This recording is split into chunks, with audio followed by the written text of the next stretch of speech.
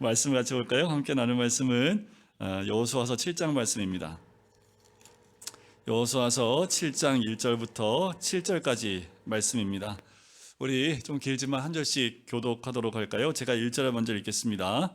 이스라엘 자손들이 온전히 바친 물건으로 말미암아 범죄하였으니 이는 유다 지파 세라의 증손 삽디의 손자 갈미의 아들 아간이 온전히 바친 물건을 가졌습니다. 여호와께서 이스라엘 자손들에게 진노하시니라.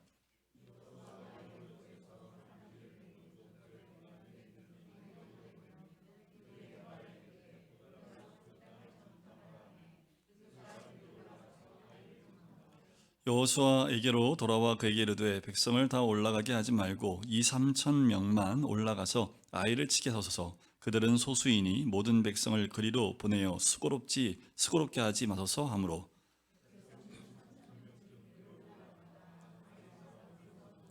아이 사람이 그들을 36명쯤 쳐 죽이고 성문 앞에서부터 스바림까지 쫓아가 내려가는 비탈에서 쳤으므로 백성의 마음이 녹아 물같이 된지라.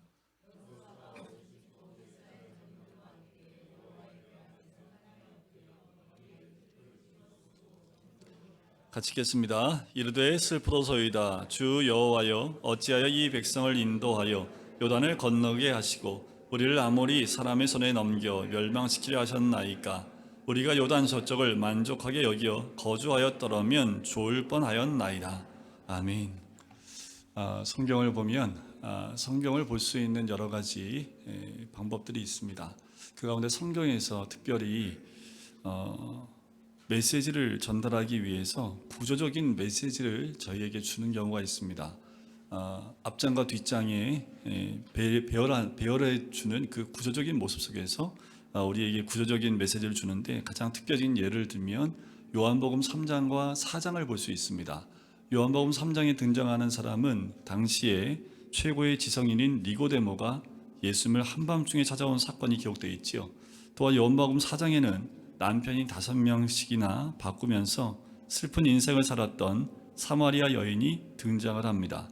자, 이 두 사람의 상황과 이들을 대하는 예수님의 태도가 굉장히 대조를 이루게 되지요. 조용히 한밤중에 찾아온 좀 웅웅거리지요. 요거를 좀 꺼주셔야겠습니다. 네, 한밤중에 찾아온 니고데모는요, 이스라엘의 최고의 지성이었지요. 그리고 관원이었습니다. 그에게 예수님이 뭐라고 말씀하시냐면 내가 거듭나야 하겠다라고 말씀하시지요. 그런데 한낮에 사람의 눈을 피해서 찾아온 사마리아 여인에게는 예수님이 영생을 선물로 주시는 사건을 우리가 기억을 하지요.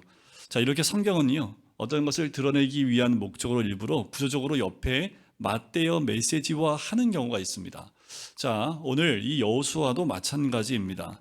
여호수아 6장과 7장을 통해서 이 메시지화하는 것을 볼 수 있는데, 우리가 여호수아서 6장의 주인공을 누구로 볼 수 있을까요? 당연히 여호수아라고 우리가 말할 수 있지만 여호수아는 여호수아서 전체의 주인공으로 볼 수 있고요. 6장에서 특별히 우리가 볼 수 있는 한 사람을 찾는다면 아마 라합일 겁니다. 그러면 7장에서의 주인공이라고 한다면 누가 될까요? 1절에도 나오지만 아간으로 볼 수 있지요. 자, 6장에서 라합이라는 참 기구한 운명을 가진, 그리고 그렇게 살아온 기생 출신의 여인이 등장을 합니다. 그런데 이 여인에 대해서 여호수아서 6장 25절에 이렇게 소개를 해요. 여호수아가 기생 라합과 그의 아버지의 가족과 그에게 속한 모든 것을 살렸으므로 그가 오늘까지 이스라엘 중에 거주하였으니. 자, 이렇게 라합의 인생의 말미가 아름답게 끝나고 오늘까지 아름다운 명성으로 우리에게 회자되는 인물로 소개가 되고 있지요. 더 나아가서 마태복음 1장에 보면 예수님의 계보의 이름이 올라갈 정도로 그렇게 회자되고 있습니다. 그런데 7장 스토리의 주인공인 아간은 이렇게 끝을 맺어요. 7장 25절과 26절에 보면 이렇게 나옵니다. 여호수아가 이르되 내가 어찌하여 우리를 괴롭게 하였느냐? 여호와께서 오늘 너를 괴롭게 하시리라 하니 온 이스라엘이 그를 돌로 치고 물건들도 돌로 치고 불사르고 그 위에 돌 무더기를 쌓았더니 오늘까지 있더라. 여호와께서 그의 맹렬한 진노를 그치시니 그러므로 그곳 이름을 오늘까지 아골 골짜기라 부르더라. 자, 라합과 아간에게 공통적인 그 마지막 평가는 뭡니까? 오늘까지 있었더라는 거지요. 오늘까지 거주하였으니라는 것으로 이야기를 합니다. 자, 오늘까지 우리에게 들려주시고 메시지화 된 것 같은데 이 두 인물의 인생의 형태는 전혀 달라요. 라합은 구원의 소망과 아름다운 생명의 구원자로서 우리에게 소개가 되고 있는 반면에 아간은 저주와 멸망의 메시지로 우리에게 소개되고 있습니다. 아간의 인생의 끝을 맺어야 할지 라합과 같은 인생의 끝을 맺어야 할지 선택은 우리에게 있지요. 우리가 라합 같은 선택을 하면 오늘날까지 그 라합으로서 생명으로 또 소망으로 우리에게 기억되겠지만 아간과 같은 선택을 하게 되면 그 끝이 저주와 멸망으로 기억될 수 있습니다. 사소한 선택 하나가 어쩌면 우리의 인생을 가를 수 있는 그 선택들 참 많지요. 오늘도 여러분들 여기까지 올 때까지 여러 가지 선택하는 가운데 이곳에 오셨을 겁니다. 그 가운데 생명의 선택이 있는지를 한번 보실 필요가 있습니다. 아간처럼 멸망의 선택을 내가 오늘 하고 있지 않았는지 한번 돌이켜 보실 필요가 있습니다. 아, 내가 예수 믿고 구원받았는데 그래요. 잘된 선택입니다. 하지만 우리의 인생 전반에 우리가 하는 선택들이 정말 생명을 걸 만한 선택을 하고 있는지, 생명을 받을 만한 선택을 하고 있는지를 돌이켜 볼 필요가 있지요. 이 두 인물을 비교해 보면 라합은 어땠습니까? 어디서 살았습니까? 이방 우상문에 살았습니다. 멸망과 저주와 서름과 비통한 인생을 떨쳐내지 못해 끌어안고 살았던 여인이지만 하나님에 대한 소문을 들어요. 그리고 하나님 백성을 영접하여 구원을 얻지요. 영광스러운 복된 인생의 열매를 맺는 라합의 결론을 보게 됩니다. 그런데 이와 반대로 아간은 어떤 인물입니까? 여러분들 아간하면 그냥 하나님의 것 도둑질한 사람이라고 볼 수 있을지 모르겠지만 오늘 7장 1절에 보면 그 족보가 나와요. 왜 족보로 소개해 있을까요? 아간의 족보를 소개한 이유가 있습니다. 아간이 얼마나 대단한 사람인지를 우리에게 알려고 주고 싶은 거예요. 유다 지파 세라의 증손 삽디의 손자 갈미의 아들 아간이라고 소개를 합니다. 12지파 가운데 가장 최고의 지파라고 하면 단연 유다 지파입니다. 왜요? 그 유다 지파 가운데 예수님이 태어나시기도 하셨지만 특별히 12지파 가운데 숫자도 많고 강대했던 지파가 유다 지파입니다. 자, 그 지파의 세라의 증손입니다. 자, 이 사람이 누군지는 몰라도 그 이름의 뜻을 통해서 우리가 직감해 볼 수 있습니다. 세라라는 이름의 뜻은 씨를 뿌리다 라는 뜻을 갖고 있습니다. 씨를 뿌린다는 그 의미는 푸르고 싱싱한 시작을 의미한다라고 볼 수 있겠지요. 삽디의 손자입니다. 삽디는 선물이라는 뜻을 가지고 있습니다. 그런데 선물 받으면 어때요? 기쁘지요. 그래서 선물이라는 이 이름을 가진 이 삽디라는 사람은 기쁨의 선물이라는 그 이미지를 갖고 있습니다. 자, 갈미의 아들인데 이 갈미라는 말은 열매를 뜻합니다. 그냥 열매가 아니라요, 이스라엘 백성에게는 포도 열매를 말하고 있는 거지요. 자, 이 조상들의 이름만 갖다 붙여놔도 이런 뜻이 돼요. 씨를 뿌리고 기쁨의 선물이 있고 풍성한 열매를 맺고 이제 남은 건 뭐밖에 없습니까? 거둬들이는 영광만 누리면 되는 사람이 아간이라는 거예요. 그 유명한 지파 가운데 이렇게 선진들이 다 이런 삶을 살았으니까 이제 아간 지파, 아간 정도 됐을 때는 그 열매를 거두고 영광을 얻을 수 있는 단계에 와 있는데 아간이라는 사람의 이름의 뜻은 놀랍게도 괴롭게 하는 자입니다. 영광을 얻을 수 있음에도 불구하고 아간의 잘못된 선택으로 괴롭게 되는 자가 됨을 알려주고 있는 거지요. 아간과 라합의 배경은 전혀 비교가 안 됩니다. 라합의 그 인생을 보면, 그 배경을 보면, 또 아간의 배경을 보면 서로 비교도 안 될 만한 자리에 있습니다. 여러분, 엄청나게 좋은 가문의 자식인데 그 끝은 사고뭉치로 이스라엘을 괴롭게 하는 자가 된 반면에 라합은 죄인 중에 죄인이었습니다. 그런데 라합의 끝은 국류를 받아 하나님의 그 구원을 얻는 놀라운 은혜를 누린 사람이 됐다라는 거지요. 여러분들, 내가 어떤 환경에서 또 어느 배경에서 자랐는지 여러분들 그게 별로 중요하지 않더라고요. 정말 중요한 것은 내가 어떤 것을 선택하냐에 따라서 나의 결론이 마지막이 이렇게 결정이 된다라는 겁니다. 왜 성경 기자는 이 두 사람을 6장과 7장에서 비교하고 있을까요? 우리는 이를 통해서 무엇을 알 수 있습니까? 우리에게 임한 하나님의 용서와 긍휼이 어떠한지를 이 두 인물을 통해 상징해 주고 있는 거지요.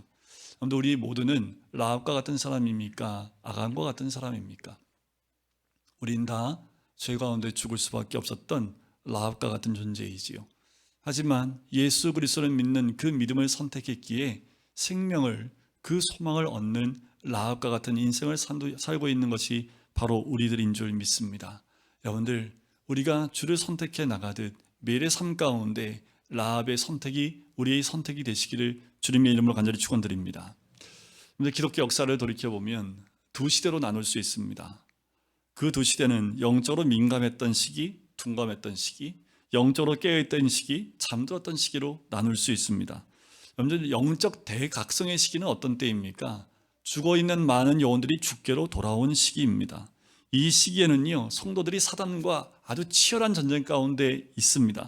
하지만 그 치열한 전쟁 가운데 위대한 승리를 얻게 되는 것을 많이 보게 되지요. 그러나 사실 영적으로 가장 위험한 시기가 언제냐면 영적으로 큰 승리를 얻고 난 다음입니다. 여러분들, 노아를 한번 보실까요? 노아가 술 취해서 누워있을 때가 언제입니까? 방주를 타기 전입니까? 방주에서 살아나고 난 다음입니까? 방주에서 살아나고 난 다음에 농사를 짓고 술에 취하게 되지요. 또 다윗이 밧세바를 범한 때가 언제입니까? 다윗이 그 인생 가운데 밧세바를 범한 것 때문에 시편도 참 많이 적었습니다. 언제 밧세바를 범했던가요? 사울 왕에게 쫓겨다닐 때 범했습니까? 아니요. 그가 왕으로서 자기 자리를 공고히 세웠을 때 그때에 이 죄를 범하게 되는 것을 보게 됩니다. 오늘 이야기 아이성 전투의 패배입니다. 이스라엘 백성이 가나안 땅에 들어가서 첫 당하는 첫 패배이지요. 우리가 지난주에 봤던 여호수아 6장에서는 하나님께서 이스라엘 백성이 칼 하나 들지 않고도 대승을 얻을 수 있도록 여리고성을 무너뜨려 주셨습니다. 왜 그랬을까요? 하나님만 의지했기 때문에, 더 나아가서 이미 그 상을 주셨음을 믿고 순종했기 때문이지요. 이것은 이스라엘의 승리이기도 하지만 하나님의 승리이기도 합니다. 그런데 7장에 보면 여호수아 군대가 여리고보다 훨씬 작은 아이성 전투에서 패배합니다. 늘 아이라는 그 말은요, 뜻이 작다라는 의미를 갖고 있어요. 얼마나 작으면 아이, 작은 성이라고 명명을 하겠습니까? 그래서 한 3,000명이 이 성을 치러 갔다가 36명이 희생을 당하게 됩니다. 이는 이스라엘에게 엄청난 충격을 주고 슬픔을 주게 되지요. 얼마나 그 충격이 컸던지 이 여호수아가 옷을 찢고요, 이스라엘 장로들과 함께 여호와의 궤 앞에서 엎드려 머리에 티끌을 뒤집어 쓰고 날이 저물도록 슬피 우는 모습이 나옵니다. 그뿐 아니라 그렇게 담대했던 여호수아가 마음이 녹아져 내립니다. 무너져 버립니다. 7절을 보세요. 슬프도소이다. 주 여호와여, 어찌하여 이 백성을 인도하여 요단을 건너게 하시고 우리를 아모리 사람의 손에 넘겨 멸망시키려 하셨나이까? 우리가 요단 저쪽을 만족하게 여겨 거주하였다면 좋을 뻔하였나이다. 아유, 가나안 땅 오지 말걸. 차라리 요단강 건너지 말걸. 그거 갈라진 것 보고도 건너지 말걸 이라고 지금 이 여호수아가 오히려 푸념하고 후회하고 있는 모습이 나오지요. 지금 이것이요, 다른 사람이 한 것이 아니라 여호수아의 말입니다. 얼마나 마음이 무너졌으면 이렇게 얘기했을까요? 지금까지 그들은 요단강 건너고 여리고성 무너뜨리고 파죽지세였지요. 신앙 가운데 거칠 것이 없을 정도로 이제 모든 것을 얻은 것처럼 여겼는데 첫 패배를 당하고 난 다음에 그 충격이 너무나 큽니다. 9절 한번 보세요. 이렇게 얘기합니다. 가나안 사람과 이 땅의 모든 사람들이 듣고 우리를 둘러싸고 우리 이름을 세상에서 끊으리니 주의 크신 이름을 위하여 어떻게 하시하나이까? 여호수아의 말이 믿어지지 않을 정도로 부정적입니다. 어쩌면 그러는 것 같아요. 제가 언제 리더 하겠다고 했습니까, 하나님? 강호담대라고 해서 이것까지 왔는데 이렇게 우리가 완전히 무너져 버리니 우리가 이 가나안 땅에서 어떻게 살아갈 수 있습니까? 완전히 영적으로 침체하고 낙담하고 있는 거지. 여러분들 생각해 보세요. 여리고성이 어떤 성입니까? 그런데 단지 작은 성 안에서 한 번 실패했다고 모든 것을 잃어버린 것처럼 낙담하고 있는 여호수아의 모습을 보세요. 여호수아도 패배를 당하고 공격을 당하면 좌절하고 무너지지요. 이렇게 자기 연민을 쏟아냅니다. 건너오지 말걸. 왜 와가지고 이런 고통스러운 나를 보게 일을 당하는 걸까? 동편에 남아있을 걸. 어쩌면 이 모습이 현재 우리가 걷고 있는 우리의 모습은 아닙니까? 아이성에 패배한 이유가 뭘까요? 여러 가지 이유를 우리가 찾아볼 수 있어요. 이 여리고성에서 승리하고 교만했기 때문이기도 하고요. 자기 확신에 너무 빠져서 숫자 노름으로 바꿔버렸기 때문이기도 합니다. 3절을 보시면 아이성에 있는 사람이 소수니까 그 백성 다 데리고 가서 성을 칠 수고를 할 필요가 없습니다. 그 말을 들은 여호수아가요, 원래는 어떻게 해야지 정상입니까? 기도해야겠지요. 잠깐 있어봐라. 그래도 하나님께 기도하고 하나님의 인도하심을 받자라고 하는 것이 맞을 텐데 여호수아도 그냥 그들의 말에 동의를 해버립니다. 그도 너무 작아요. 그러니까 다 갈 필요 없습니다. 3,000명만 가면 될 것 같습니다. 그 말은 하나님이 도와주지 않아도 될 것 같아요. 그냥 우리 힘으로 해도 되지 않겠습니까? 라는 말 아니겠습니까? 언제 이들이 숫자로 싸워 이겼습니까? 언제나 이들이 힘이 있어서 싸워서 이겼습니까? 그런데 여리고성 점령한 이후에 아이성에 딱 와서는 숫자상은 우리가 훨씬 많은데요, 기도할 필요도 없습니다. 그냥 우리 힘으로 해도 될 것 같아요. 그냥 밀어붙이시죠. 다 갈 필요도 없어요. 저 너무 작으니까 3,000명만 가도 되겠습니다 하고 수의 가치에 의존하기 시작하고 힘의 논리에 의존하기 시작했다라는 거지요. 하나님이 은혜로 허락하신 여리고의 승리에 도취된 이스라엘 백성들이 아이성을 보니 여리고성과는 비교도 안 될 정도로 작고 약해 보여서 군대가 갈 필요도 없다라고 힘의 논리에 기초를 둔 거지요. 여호수아가 승리 이후에 영적인 민감성마저 잃어버린 모습을 보게 됩니다. 여러분들, 가장 위험할 때가 이때 아닙니까? 승리한 이후에, 큰 하나님의 영광을 누린 이후에, 그때 그 풍족할 때가 우리에게는 가장 위험할 때라는 거지요. 그런데 우리에게도 삶에 여러 가지 문제가 오지요. 정말 내 힘으로 안 될 만한 일들이 있지요. 아무리 생각해도 이건 내 힘으로는 도저히 안 돼. 그럼 우리 뭐 합니까? 40일 새벽 기도부터 시작해서 금식 기도부터 시작하면서 하나님께 간구하고 부르짖고 무릎 꿇고 어디 가든 하나님 앞에 무릎 꿇고 기도하기 시작을 하지요. 그렇게 기도하면서 하나님께 메어 달리고 믿습니다를 연발하며 하나님께 의지합니다. 그때 하나님의 도우심으로 그런 문제들을 여러분들 승리하고 이겨내는 것 경험하신 적이 있지요. 그런데 우리가 넘어질 때는 언제입니까? 그런 큰 문제에 넘어지지 않습니다. 오히려 작은 것들, 삶의 작은 문제들은 하나님 앞에 무릎 꿇고 기도도 안 합니다. 그 정도는 내 힘으로 가능하거든요. 그 정도는 내가 가지고 있는 것으로 충분하거든요. 그럴 때 실패를 맛봅니다. 그때 좌절하게 됐지요. 이 여호수아와 이스라엘 백성의 모습이 어쩌면 우리의 모습은 아닌지 돌아볼 필요가 있습니다. 다 무너진 것 같아요. 그런데 진짜 큰 거 하나님이 주셨음에도 불구하고 기억해내지 못한다라는 거지요. 실정에서 하나님을 의존하지 않는 사고가 어떤 영향력을 끼쳤습니까? 이스라엘 백성이 저들은 작으니 우리는 소수만 가도 되겠습니다. 전쟁의 원리를 아예 까맣게 잊어버렸습니다. 가나안 땅을 어떻게 점령해 나가야 될지 그 전쟁의 원리를 아예 까맣게 잊어버린 거지요. 저는 이렇게 생각해요. 전쟁에 진 게 오히려 감사다라는 거지요. 이런 논리를 가지고 전쟁을 했는데 승리했으면요, 다음부터 하나님을 저버리고 그들은 자기의 힘으로 모든 걸 하려 하지 않겠습니까? 여리고를 자신들의 힘으로 얻지 않았는데도 불구하고 아이성 전쟁은 수와 힘의 논리로 접근했다라는 겁니다. 여러분, 우리가 주의 길을 걸어갈 때에도 정말 큰 문제부터 시작해서 아주 작은 것까지 오늘 소홀하게 보시면 안 됩니다. 그런데요, 여기서 한 가지 우리가 더 찾아봐야 될 패배의 이유가 있습니다.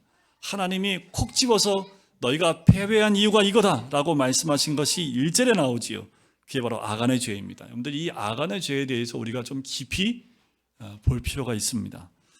여리고성의 승리 이후에 온전히 바친 물건을 아간이 탈취하지요. 자, 우리가 이것을 보면서 도덕적 차원에서 그의 탐심에 대한 단순한 죄로 말할 수도 있겠지만 거기에 머무르지 않고요, 이 아간이 깨뜨린 게 뭐냐면 영적인 원리를 깨뜨려 버립니다. 영적 차원에서 접근해야 하는데, 자, 6장에서 우리가 볼 때 바친다, 바쳐졌다라는 것은 무엇을 의미했습니까? 죽음을 의미했다고 말씀드렸지요. 그것은 거룩함을 의미한다 말씀을 드렸습니다.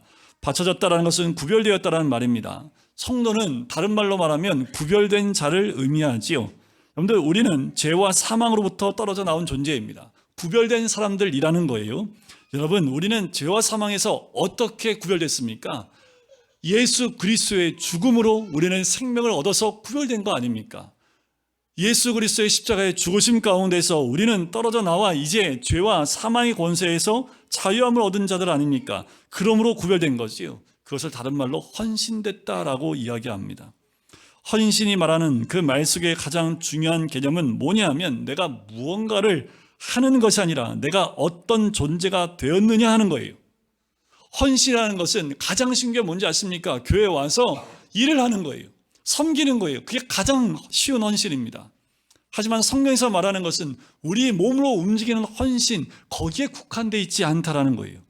성경에서 말하는 헌신은 내가 어떤 존재로 구별되어야 하는지를 의미하기 때문에 헌신이 그리 쉽지 않습니다. 가정의 아버지로서, 직장의 상사와 또는 부하 직원으로 나라는 존재가 어떤 존재로 구별되어야 하는가에 관점을 두기 시작하면 삶의 전 영역이 전쟁터가 됩니다. 모든 영역에서 내가 하나님의 아들, 딸로서 건강한 존재가 되는 것 자체가 헌신입니다. 교회에 나와서만 하는 것이 헌신이 아니라 나의 삶의 전 영역에서 내 존재가 어떤 존재인지 구별되어진, 이제 사망에서 구별되어진 하나님께 온전히 바쳐진 하나님의 사람들, 그것이 바로 헌신된 사람의 모습이에요. 그래 우리가 어느 곳을 가든지 그 헌신된 자로 살아갈 때에 부딪히는 역사, 부딪히는 전쟁들이 있지 않겠습니까? 하나님은 교회에서만 헌신을 요구하시는 것이 아니라 내 삶의 곳곳에 있는 현실에서 우리의 헌신된 모습을 원하시고 계시는 거지요. 여리고성을 점령하면서 가나안 땅의 우상과 죄악으로 얼룩져 있던 모든 것을 하나님 앞에 바치라 한 것은 그들과 아울러 가나안 땅에서 살아서는 안 된다라는 거예요. 그들과 구별돼야 된다라는 거지요. 그래서 가나안의 모든 것은 다 바쳐져야 했던 거예요. 그런데 아간이 이걸 깨뜨려 버린 거지요. 온전히 다 바치고 다 죽여야 되고 거룩하게 돼야 될 그것들을 하나님께 온전히 드리지 않고 자기 것으로 취했다라는 거예요. 우리 그리스도인은 사망이나 심판과는 관계가 없는 사람들입니다. 그러니 죽은 것에 손을 대면 안 되는 사람들이지요. 바쳐진 것, 죽은 것에 손을 대서는 안 되는 존재입니다. 그것은 예수 그리스도의 구속의 원리를 깨는 행위나 마찬가지이기 때문에 그래요. 우리는 예수 그리스도의 죽음으로 거룩하게 구별된 하나님 백성입니다. 그런데 멸망받아야 될 것을 취한다는 것 자체가 하나님의 구속의 역사에 반대되는 행동이지요. 그의 죄는 바로 이 죄가 가장 커요. 여러분, 우리는 구별된, 헌신된 하나님의 성도로서, 자녀로서 이 땅 가운데 살아내야 될 하나님의 백성입니다. 가나안 땅은 가나안의 우상화된 모든 것들과 함께 살 수 있는 곳이 아니기에 하나님 가는 곳마다 진멸케 하시고 온전히 바치라고 말씀하신 거예요. 그것과는 함께 거할 수도 없고 살아갈 수도 없음에도 불구하고 아간이 그것을 취하는 거지요. 또한 아간의 죄가 또 두 번째로 볼 수 있는 것이 무엇이냐면, 이것도 우리에게 굉장히 중요하게 여겨야 될 부분인데, 가나안에 들어가 본격적으로 살기 시작하기 전에 아간은 인생의 기초를 어디에 두느냐에 대한 범죄를 저지른 거예요. 하나님 백성으로서 어디에 삶의 기초를 놓느냐 하는 문제에서 아간이 명령을 어긴 겁니다. 삶의 기초를 가나안 땅에 있는 것에 두면 안 되는 거지요. 그런데 그 삶의 기초를 거기에 두지 않았던 거지요. 그러면 우리가 겉으로는 화려하게 성공한 인생처럼 보이더라도 우리 인생의 기초가 그리스도의 구원의 반석에 있지 않으면 아무것도 아니라는 거예요. 우리 인생의 집을, 기둥을, 재료를 어떤 걸 썼냐에 따라서 사람들이 보기에 너무나 아름답게 보고 칭송할 만한 집을 짓는 것 중요하겠지만, 더 중요한 건 뭐냐 하면 그 집을 어디에 세웠냐가 더 중요하죠. 모래 위에 그 집을 세우면 뭐합니까? 다 무너져 버리는데 그 기초를 어디에 세웠느냐가 더 중요한 것 아닙니까? 그런데 우리는 그 기초가 더 중요한 거죠. 아간의 범죄가 이렇게 전 영역에서 무서운 메시지를 담고 있음을 우리는 알아야 합니다. 우리가 하나님 앞에 서는 날까지 하나님께서 우리에게 진정으로 원하는 것이 무엇이겠습니까? 당연히 도덕적으로 흠이 없고 깨끗한 것 중요합니다. 그런데 그것보다 더 높은 가치가 있지요. 찬송가 가사에 이런 가사가 있습니다. 내 힘만 의지할 때는 패할 수밖에 없도다. 힘 있는 장수 나와서 날 대신하여 싸우네. 이 장수 누군가? 주 예수 그리스도. 여러분, 아주 작은 사건이든 큰 사건이든 우리 삶의 매일의 삶 가운데 그리스도와 동행하고 그리스도를 의지하는 삶이 우리의 삶이 되어야겠지요. 그리스도를 의지하는 싸움이 되어야 합니다.